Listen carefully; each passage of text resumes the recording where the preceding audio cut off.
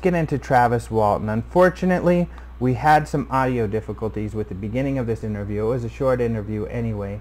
But Travis Walton, you may have seen the movie Fire in the Sky, about a young man who gets abducted, and that story was about Travis Walton. Travis Walton was out in the forest with some co-workers. He's a lumberjack, and after a long hard day's work, they were coming home through the forest when they saw a strange craft above a clearing. Travis Walton, trying to be funny, a young fellow back then, and show off to his buddies, ran out under this craft.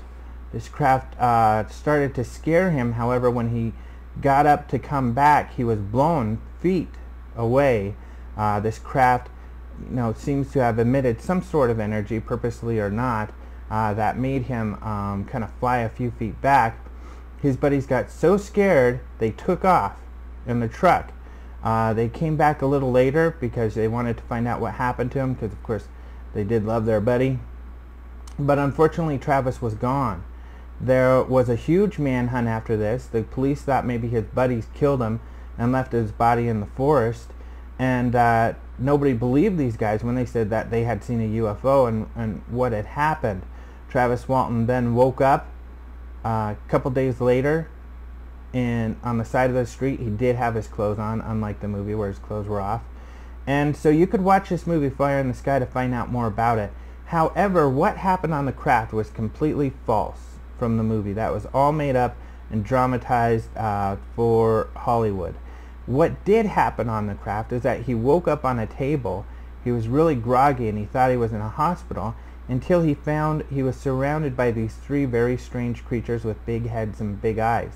He freaked out, essentially, as he puts it, jumped off the table and started swinging at these guys. They got afraid, so they ran away. And when they ran away, Travis decided to look out in the hallway and creep out of the room he was in. And essentially what Rick and him will be talking about is what happened when he left that room, allegedly or seemingly aboard some sort of craft. But thanks for joining us again. Be sure to check out phenomenatelevision.com for more information and links on all of this and some local and other things going on. And I hope you enjoy this episode. I knew I was in that craft, and it just freaked me out. What did it look like? You went out the door. What did it look like there when you left the door? Well, it was just there was a passageway. It was lit from above. Just the whole upper surface of the passageway was glowing faintly. It was dim. It was dimly lit everywhere. Even in there where the light fixture was over me on that table, it really wasn't all that bright. It was kind of a glow. Yeah, and kind of a non-directional, very soft, low kind of a light. If we were going to try to read by that light, it really, wouldn't be enough light. Okay. So it was dimly lit in there. Speaking of reading, that brings to mind, what about eyes? You hear so much frequently about. Well, when they came around and came towards me and I started striking out at them with this thing, they all stopped and they just stared at me there for an instant before they turned and left. And it was right then, that moment, in which they were all three just looking at me in a way that it was actually the focal point of the fears that I had in the whole aftermath of the experience was those eyes looking into me. Was it the stereotypical thing we see on television with the large black almond shape? Or? Well, no, and these eyes blinked. I actually saw them blink. Okay.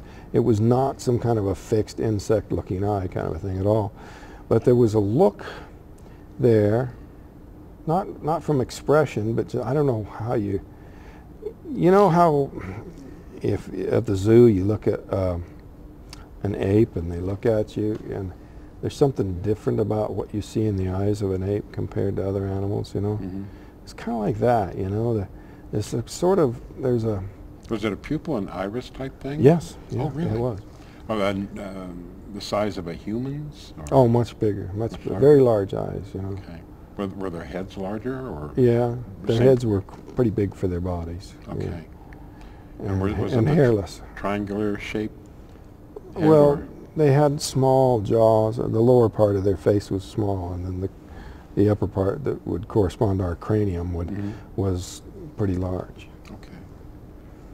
Oh. Again, after you had gone out into the hallway, what was your experience? You, I believe, went in the opposite direction. You said they went to the right, Yeah. you went to the left. Yeah. What was your experience moving from there? Well, you know, I was just trying to get away from them and out of there any way I could. Just kind of a mindless, you know, flight, like you say. But the passageway was curved, and curved so tightly that I couldn't see very far ahead and couldn't see behind me to see if they were chasing me. So I was just kind of in this torn situation of, you know, running from something I don't know if it's there, and running toward I don't know what, because I can't see that far ahead. What about your experience about any other part of the ship that you got to? What did that look like? Well, the entire surface of the inside of that ship was a metallic, was sort of a matte, non-reflective look, and pretty featureless.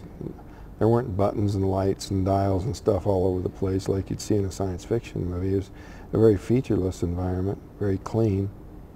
But the one hope that I had of finding a way out was this this one room I came to that had some kind of a some controls on a chair that I thought might, you know, open a door or be a way out. Was it one of those stylized looking chairs? It was curved, sort of sculpted. Everything in that place was very rounded and sculpted. You know, the doorways and where the walls met the floor and all that. Everything was rounded and smooth. But what did you do? Did you sit in the chair then, or? Yeah, it was really quite small for me, but I did move the lever, and it caused the star pattern to move. You could see the stars.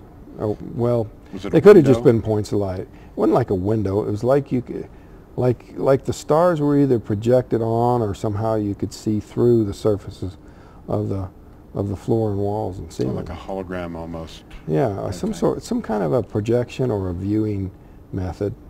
Did that seem to respond at all to your moving the? Yeah, the lever caused that to move, but these other buttons, I was mainly hoping to open a door, and most of them didn't do anything. Some of them caused this little screen to change a little bit, but it was moving that lever that really, you know, kind of it was disorienting to have all those the star pattern move all simultaneously like that. So I resolved I wasn't going to mess with that anymore, and it was about that time that I somehow sensed that there was somebody watching me, and I turned to see there's what I took to be a human being standing in the door there.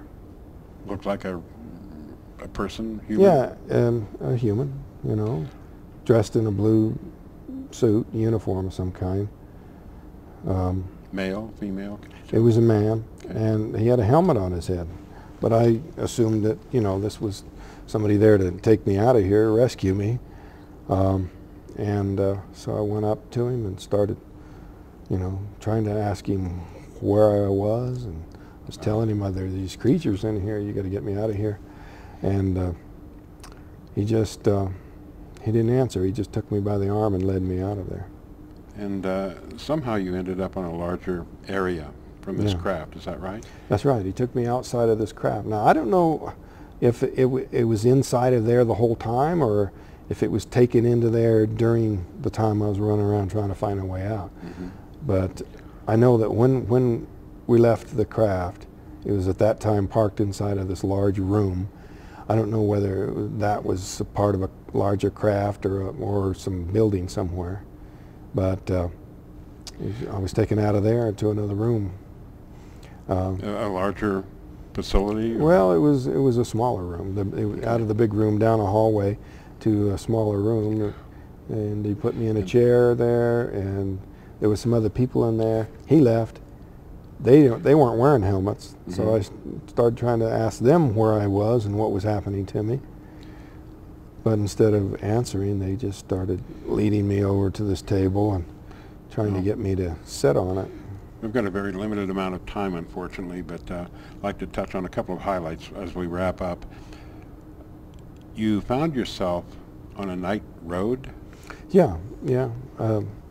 They put a mask over my face, and I blacked out, and I woke up on the highway outside of the town nearest where this happened. Disoriented? Or? Yeah, I came through pretty quickly, you know, and I saw the craft leave, and once I looked around, I knew where I was. And you know, I had a little pain left, but I was still pretty lucid, and saw where I was and ran down into the town. What was the time frame from the time you were taken to the time you returned? That you well, knew this was about? 5 days later, but at the time I thought it was the same night. You know, I'd been unconscious, and I had no memory of anything but this brief period of conscious time, so I thought it was the same night. It was quite a shock to find out it wasn't. What a bizarre experience. You've written a book. What is the name of that? Fire in the Sky, The Walton Experience. And the movie is Fire in the Sky. Yes. A tremendous movie, by the way. And you have a new book you're writing, is that right? Yeah, it's basically just an updated, a new edition of Fire in the Sky, The Walton Experience. And you have a website that you could share? Yeah, it's walton@cybertrails.com. Great. Sorry to wrap this up so quickly, but we just had a brief moment, and hopefully this will be an introduction to some people so they can take a look at your website, hopefully get your new book, and certainly relook at the movie if they haven't seen it so far. But one of the most fascinating UFO contact experiences ever documented, and enough sufficient information with a skeptical police department and townspeople that with the evidence there was no question an event took place. And good luck to you as you work beyond these things. Thank you very much. Thank you. Travis.